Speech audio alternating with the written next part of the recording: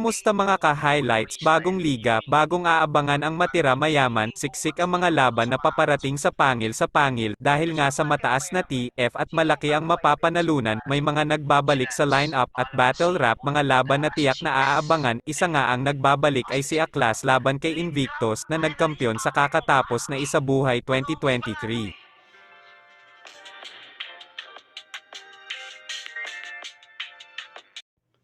Kung ano yung gusto nilang makita at kung ano yung kino-comment nila. Palagi nilang gustong makita, ibibigay ko yun. Matagal ko nang di binibigay yun.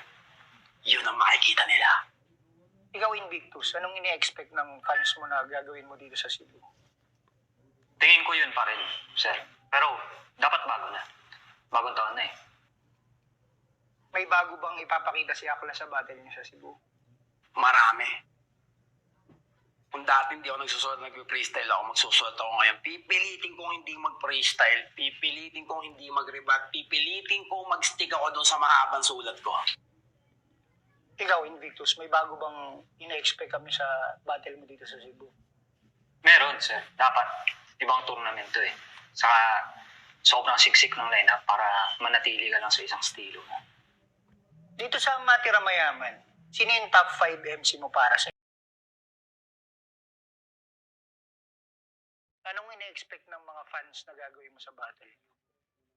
Isa rin sa lineup ang nagbabalik sa rap scene matapos ang 6 na taon at walang talo na sa kanyang buong rap career at laban sa Flip Top na si Mot. Ang kanyang makakalaban ay ang 2021 Isabuhay champion na si J Black. Isa ito na maghahatid ng isang magandang laban. Lahat ng laban niya na pinakita, di lang sa wala siyang talo, talagang sulit lahat yun. At napakalaking karangalan para sa akin na magharap kami sa gantong liga. Di ko sasayangin yung pagkakataon na yun. Papakita ko rin sa mga Cebuano na yung dugong Cebuano talaga palaban. Ikaw, bilang dayo sa Cebu, anong ina-expect ng fans na ang makakalaban mo Cebuano? Sa akin malang adjustment kasi first time ko sa Cebu. Siyempre si J Black, champion yan. Depende rin kasi baka sa araw na yun, effective tsaka nasa A-game siya. So yun, kalaban ko si J Black kasi kalaban ko rin yung expectation ng mga tao. May bago ba kaming aasahan sa pagbabalik ni Mot sa battle rap? Isa pa sa nagbabalik battle rap ay si Fonger. Fonger laban kay Nikki, isa rin ito sa laban na aabangan sa pangil ang labanan ng mga komedyante sa battle rap. Kasi alam naman natin na yung style niya is style niya sa battle, except sa jokes, di siya sumisipot sa laban. So, Yung venue, bahay namin. bahay niyo yung venue. Pag di kita makita doon, susunugin ko yung bahay niyo. Tangina mo.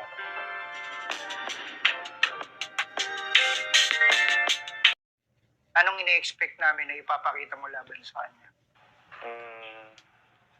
So, yung sa with regards sa laban, boss, nag-expect ako na medyo masaya kasi yun yung style niya. Pero, alam ko, ina-expect ng tao na di nila ina-expect na sisipot si Fonger sa laban. Tangin na, bakit alam mo hindi ako sisipot, gago?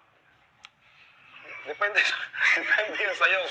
Kasi alam naman natin na yung style niya is style niya sa battle, except sa jokes, di siya sumisipot sa laban. So, Yung venue, bahay namin. bahay niyo yung venue. Pag di kita makita doon, susunugin ko yung bahay niyo. Tangina mo. Ikaw, Fonger, anong ina-expect ng fans sa'yo na gagawin mo dito sa battle ng Nikki?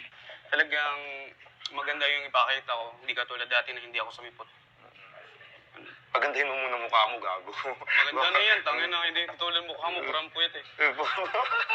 Lakas makapagsalita, galing pa talaga sa'yo, gago. Nakita naman.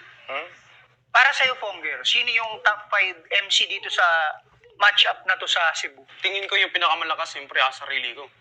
Kasi malaki akong tiwala sa sarili ko. Tapos, sa Moot, J-Block, Range, Sneaky, bonus lang yan pag sumama. Yun lang. Ikaw, sinong top 5 mo? Sa top 19 muna tayo si Fong.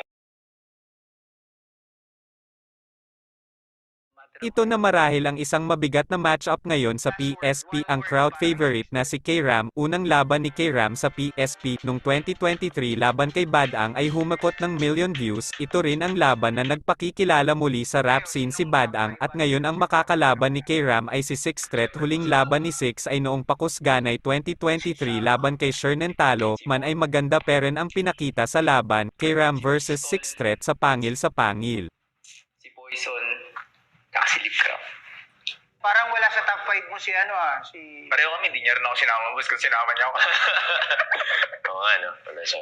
Anong payo mo kay K-Ram sa paparating na laban, Six Threat?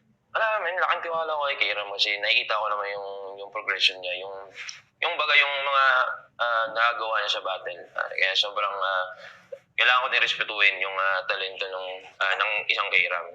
Kailangan ko din siyang tulungan, syempre, na para maabot yung magandang performance. Kasi isa to sa mga, alam ko, nakikita ko na kayang maganda. Kasi kami, baga, hindi naman nabambuhay yung battle rap, di ba? Baga sila yung nakikita ko na magte-take over talaga ng battle rap soon. Yan, so, yeah. Ikaw, anong mapapayo mo kay Six Threat sa laban na to? Sa akin, boss, di ko na siya kailangan pa yun, boss, kasi nabit-bit niya nga yung sarili niya kung nasan siya ngayon, boss, yung baga. Akala ko sabihin mo, pag-retire mo lang ako eh. So, siya sa mga pinaka-nahanga ko din talaga, boss. Siyempre, champ, isa buhay champ, boss. Isipin mo, kalabang ko, isa buhay champ.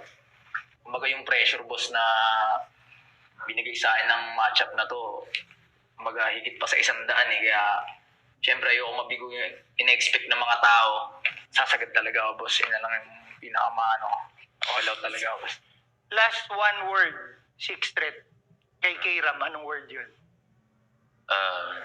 More than a word, siguro. Good luck sa atin, bye.